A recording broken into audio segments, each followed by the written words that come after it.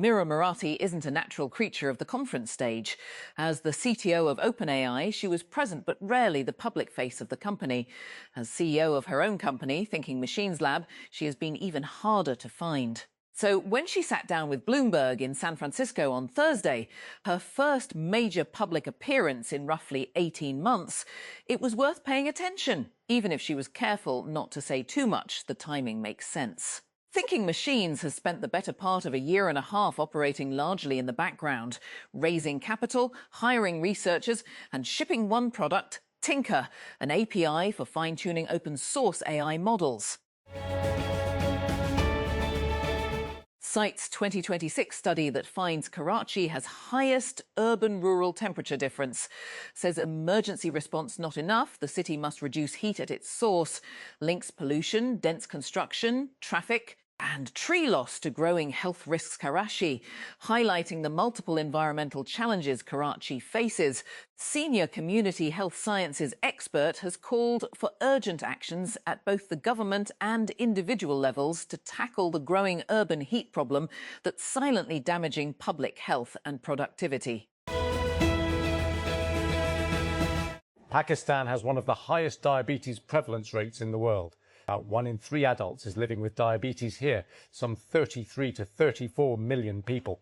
Shouldn't there be public information campaigns to raise awareness about preventing living with diabetes? Where are these programs in Pakistan? Heart disease is the leading cause of mortality in Pakistan. It is responsible for an estimated 30 to 40% of deaths. Pakistan's cardiovascular disease rate is 648.6 persons per 100,000. The ischemic heart disease rate is 188 per 100,000 persons. Both are the highest in the region.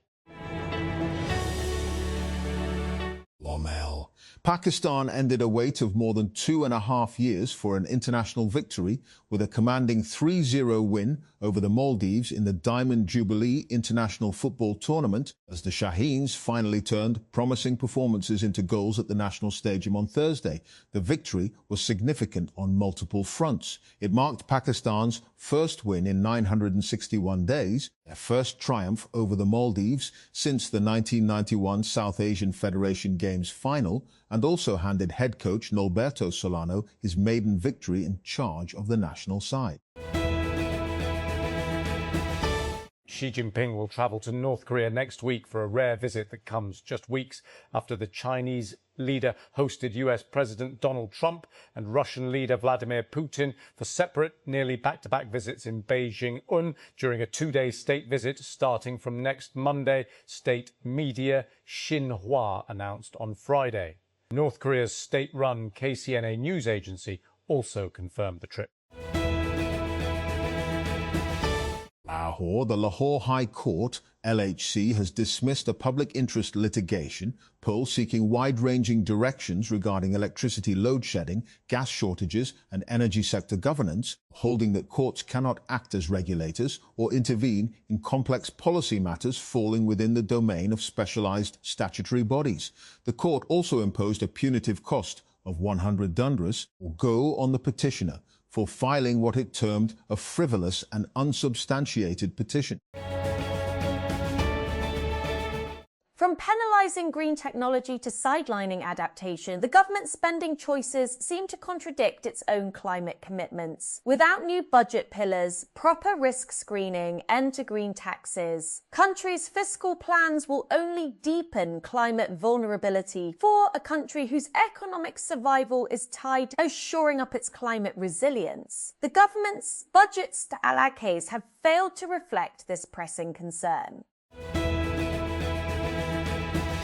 World Environment Day arrives as the planet edges deeper into climatic uncertainty. New global temperature records are being set with unsettling frequency, and the World Meteorological Organization has warned that the years from 26 to 2030 are likely to rank among the hottest ever observed. There is a strong possibility that another record-breaking year will emerge before the decade is out, while average global temperatures are expected to remain close to or above the 1.5 degrees Celsius threshold that governments once hoped would help avert the worst impacts of climate change. The warning may be global, but its implications are intensely local.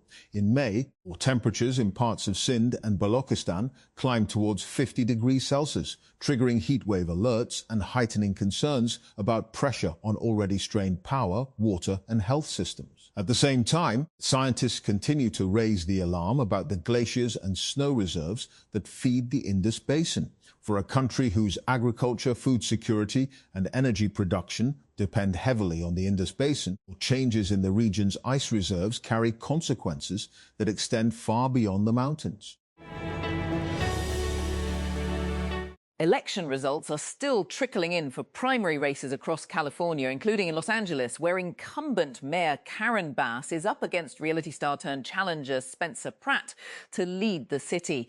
But the days-long delay in knowing who won these Tuesday races is a common occurrence in California's to about 23 million registered voters. That's home to about 20 million red voters. Counting these votes, including the millions of mail-in ballots, could take weeks. Airbnb CEO Brian Chesky has had enough of merely being an artificial intelligence kingmaker. He now plans to back a new AI lab of his own.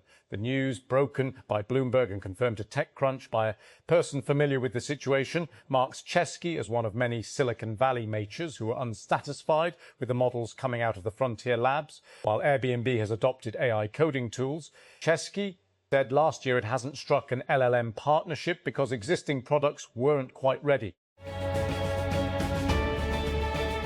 Volodymyr Zelensky has called for a face-to-face meeting between himself and Vladimir Putin in a renewed bid to end the war. In an open letter to the Russian president, the Ukrainian leader said it would be wrong to simply wait until the war in Europe becomes the focus of the US's attention once more, adding peace could only come through direct engagement between Ukraine and Russia.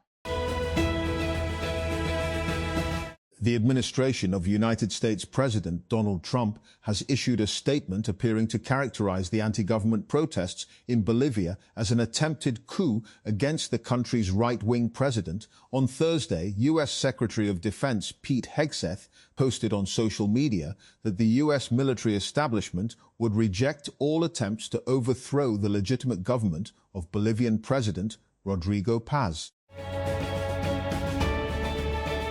With just 2 weeks to go, Strictly VC Los Angeles is quickly approaching. On Thursday, June 18, at the Aerospace Corporation campus in El Segundo, investors, founders, and tech leaders will gather for an evening of conversation, exploring some of the most consequential shifts taking place across venture capital, defense technology, artificial intelligence, and advanced industry. Secure your spot here.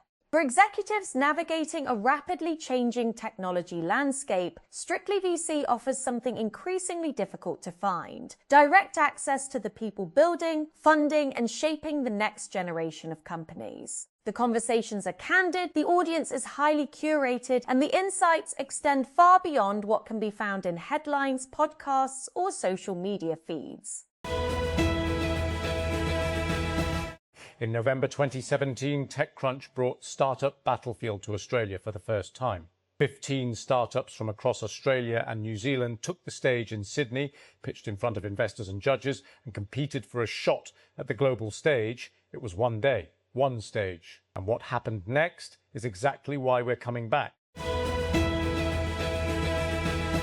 At least 12 people have been killed and dozens of others injured in Russian strikes across Ukraine, according to Ukrainian authorities, as Ukrainian President Volodymyr Zelensky commemorated at least 707 children killed by Russia during the two countries' more than 4-year-long war. At least 5 people were killed and 11 others injured in Russian bomb and drone attacks on eastern Ukraine's Donetsk region, the National Police of Ukraine's press service said on Thursday.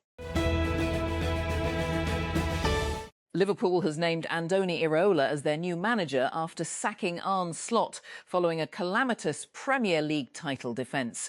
Iraola quickly emerged as Liverpool's top target to replace Slot, whose 2-year reign came to a shock end when he was dismissed last Saturday. Maja Trwalinska of Poland became just the second qualifier to reach a Grand Slam singles final in the Open era when she beat Diana Schneider of Russia 7-6, 4-6-4. The 24-year-old Trwalinska has a chance to match Emma Raducanu's title run at the 2021 US Open when she plays Russian teenager Mira Andreeva in Saturday's final at Roland Garros. When Congresswoman Delia Ramirez first announced the Block the Bombs Act to impose a partial embargo from the United States to Israel, only 21 Democratic legislators joined her in supporting the measure. That was June 2025. 1 year later, the legislative proposal now has 73 co-sponsors, a tally that Palestinian rights supporters say represents historic progress. Poke, a startup that turns using AI agents into something as simple as sending a text message, has become the first AI agent approved to run on Apple's Messages for Business platform. Previously, the platform was designed for businesses, airlines, retailers, hotel chains and others, to communicate with their own customers through iMessage, offering a standardized interface that supports both automated chat and live agents. Until now, it hadn't been open to standalone third-party AI agents. Launched in March, Poke is one of the first AI agents designed to be accessible to everyday users who don't have the technical skill set or inclination to work with command line tools or more complex agentic systems like OpenClaw. Today, Poke can help with common activities like daily planning, managing your calendar, tracking your health and fitness, controlling your smart home and editing your photos, all via text message. To date, it's relayed some 100 million messages, the company tells TechCrunch. Or just when you thought the AI data center boom couldn't get any crazier, Meta has gone and built data centers in tents. The strategy appears to borrow in equal parts from Tesla and xAI. In a bid to cut construction time in half, Meta has built 6 tents, or rapid deployment structures, as the company describes them, outside of New Albany, Ohio, according to Michael Thomas, founder of CleanView, which tracks data center deployments.